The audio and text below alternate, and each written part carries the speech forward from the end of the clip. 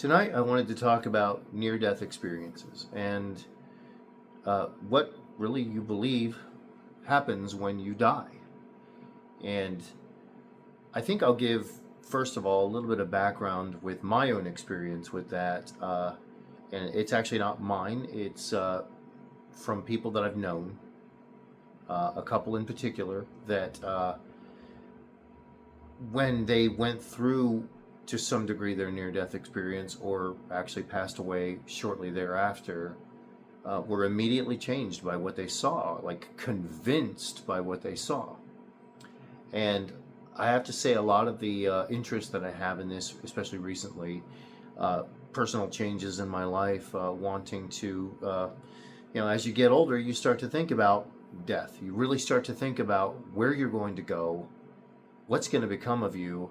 And we are here on this planet for such a short period of time that really we spend eternity, we spend most of our existence somewhere else. I mean, unless you just flat out refuse to believe that there's anything more to us than just these physical bodies, which my personal take on it is somebody that I've followed for years. His name is John Butler, out of England, and he's essentially, for the most part, Christian. I believe. I don't know every last thing that he believes, but I consider myself Christian. But he put this he put this way of explaining it to it, where basically he said, take out your hand, hold it like this, open it, close it, open it again. He goes, this right here, it's not you, it's a machine that you are controlling. Your body is really just something you're inhabiting. It is not you. So let's just proceed along that line of thinking for a minute and assume this is not us, and that who we really are on the inside is something deep down in here. If that's the case, then there really is an existence that is much bigger than us, much longer than our stay here on Earth, and something that I think that we should really think about. My experiences with near-death experience I had an older brother that passed away when he was 19, and just before he passed, he went unconscious for a little bit, came back, and then actually passed away right after that. Whatever it was that he saw, he seemed immediately very ready to go back to it, and he told us, I have to assume based upon what he saw, not to be afraid of, I guess, whatever it was that he saw on the other side.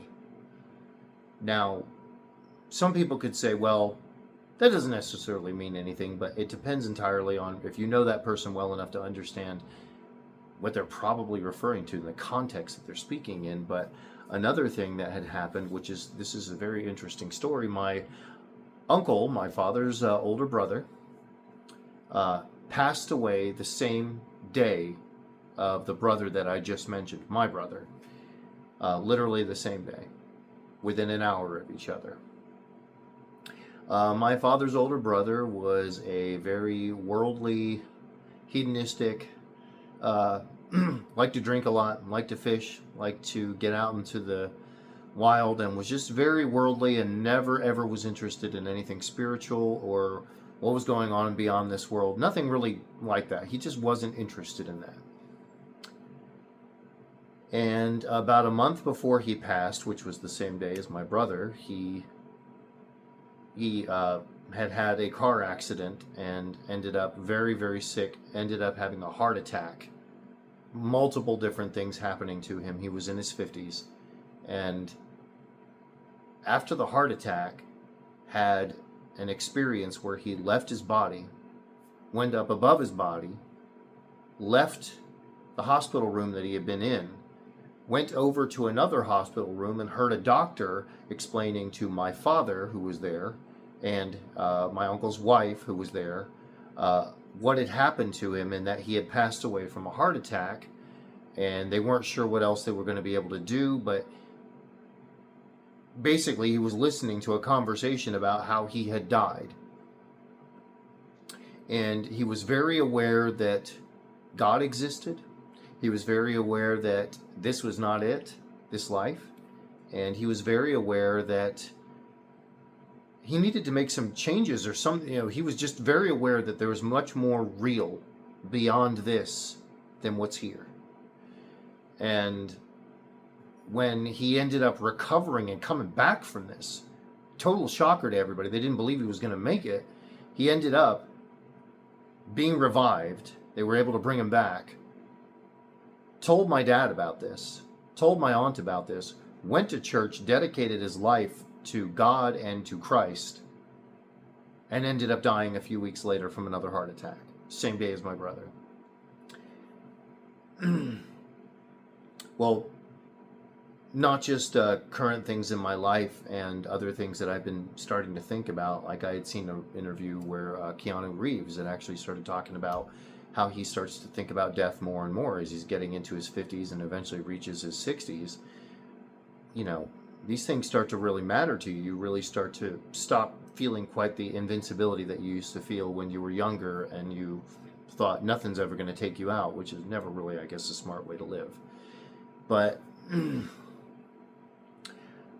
I came across a video on YouTube where a Christian podcast where they were interviewing an author who had collected a whole bunch of near-death experiences, had been extensively studying near-death experiences, and had come to the conclusion, based upon everything that he had put together, sort of like a framework of what happens during near-death experiences and what the varying degrees are of what people experience when this happens. And it's just amazing. I mean, based upon what he was saying, he was like, at no point did he ever encounter anybody with a near-death experience that came back from it and said, there's nothing beyond it. There is no God. Almost every single time they've encountered something confirming that there's God, that there's life after this, that it's much more incredible than what we have here, that the pain that we have here does not exist there. Many of them experience Jesus and mention him.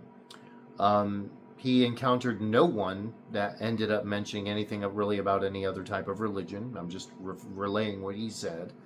But he did also encounter a sort of a subsection of people that he was able to put in there that, well, they had a negative experience when this happened, essentially a hellish experience, an experience of torment and separation from God, and something where they were right on the verge of maybe permanently being trapped in this state, and they called out to God and ended up coming back to their bodies, completely changed. One of the first people he talked about is somebody that has been referred to many times. He had a near-death experience, I think in the late 1980s. Atheist, professor, with, he had tenure, and he was absolutely an atheist. He ended up going through a near-death experience, leaving his body, experiencing what it was like beyond it, and then experiencing a very hellish version of being trapped with people that had rejected God, and the horrific way that they treated him, the horrific way of feeling separated from God and from anything that was good, and the hopelessness. And when he went through that and cried out to God, like something told him to do that, was given a revelation of God and of Jesus and of salvation of mankind, comes back from all of this and completely changes his life. And over and over and over again, almost every single experience that this author related, none of these people come back and are ever the same. None of them ever come back and just stay the same. Every single one of them, their priorities change. Many of them get involved in ministry. They become pastors. They start talking to people about God. Who they are fundamentally changes because of these experiences. And it's just mind-boggling and incredible. I mean, I think he covered well over 1,000 of them. And his explanation for this is that due to modern medicine, modern science, we're able to bring people right back from the brink much more often than was ever able to happen in the past. And that explains why the occurrences are much more frequent. But also, modern communication and everything from the internet to to modern books, television programs, everything. The story of it gets out a lot more easily, so it's much more easy to connect with survivors than it ever was in past generations, where maybe people did have experiences like this. And those of you that are familiar with the Bible, you know that Paul the Apostle himself was drug out and stoned to death at one point. And I'd love to give you the scripture reference. Maybe I can once the video's done. But he was drug out and stoned to death and witnessed all sorts of different things. Came back, got up, went back into the city, and people started repenting. Obviously, you go out and put somebody to death, and they come back and start preaching to you. That's pretty much an eye-opener. But I would love to hear what people think about this. I'd love to hear your thoughts and comments. And my own personal belief has just been strengthened by this, that there's much more to us and much more to our eternity and our life and reality than just what's here. This is just such a small blip on the radar. And I'm sure that many people that end up hearing about this, or as I talk about it, will begin to maybe feel a conviction, or just even openly start to really consider.